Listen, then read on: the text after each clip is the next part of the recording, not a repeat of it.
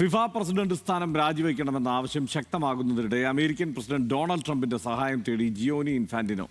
സ്വകാര്യ നിക്ഷേപ പദ്ധതി പരാജയപ്പെട്ടതോടെ യുവേഫ ഇൻഫാന്റിനോയ്ക്കെതിരെ നിയമ നടപടി സ്വീകരിച്ചതിന് പിന്നാലെയാണ് നീക്കം. ഫിഫ പ്രസിഡന്റിന്റെ കസേര ഇളകാതിരിക്കാനുള്ള അവസാന അത്താണിയായാണ് ജിയാനി ഇൻഫാന്റിനോ രക്ഷകനായി അമേരിക്കൻ പ്രസിഡന്റ് ഡൊണാൾഡ് ട്രംപിന്റെ സഹായം തേടുന്നത്. സ്വകാര്യ നിക്ഷേപ വിവാദം കൊടുമ്പിരിക്കൊണ്ടിരിക്കെ ട്രംപ് ഭരണകൂടത്തിന്റെ പിന്തുണ ഉറപ്പാക്കാൻ US സ്റ്റേറ്റ് സെക്രട്ടറി മാർക്കോ റൂബിയോയുമായി ഇൻഫാന്റിനോ അടിയന്തര കൂടിക്കാഴ്ച നടത്തുമെന്നാണ് റിപ്പോർട്ടുകൾ.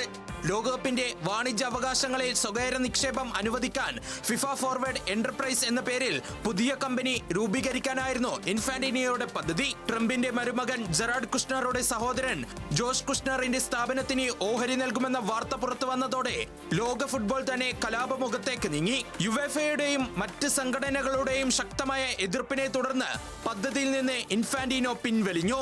പിന്നാലെ യുവേഫ നിയമ നടപടി സ്വീകരിക്കുകയായിരുന്നു. പദ്ധതിയുമായി ബന്ധപ്പെട്ട ഒരു രേഖ പോലും നശിപ്പിക്കരുതെന്ന് ആവശ്യപ്പെട്ട് ഇൻഫാന്റിനോയ്ക്ക് ഔദ്യോഗിക നോട്ടീസും നൽകി. രേഖകൾ സൂക്ഷിക്കാനുള്ള 18 ഫിഫ എക്സിക്യൂട്ടീവുകളുടെ പേരും യുവേഫയുടെ നോട്ടീസിലുണ്ട്.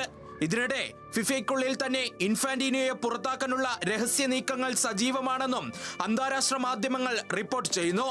പ്രൊജക്ട് കിൽ ദ മോൺസ്റ്റർ എന്ന കോഡ് നാമത്തിൽ ഇൻഫാന്റിനോയെ പുറത്താക്കാനുള്ള ശ്രമങ്ങളാണ് നടക്കുന്നതെന്നാണ് വിവരം.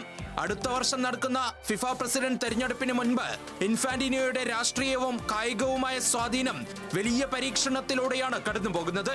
ലോക ഫുട്ബോൾ ഭരിച്ചിരുന്ന നേതാവ് ഇപ്പോൾ സ്വന്തം കസേര രക്ഷിക്കാൻ വൈറ്റ് ഹൌസിന്റെ വാതിലിൽ മുട്ടുകയാണ്. Sports desk, news Malayalam.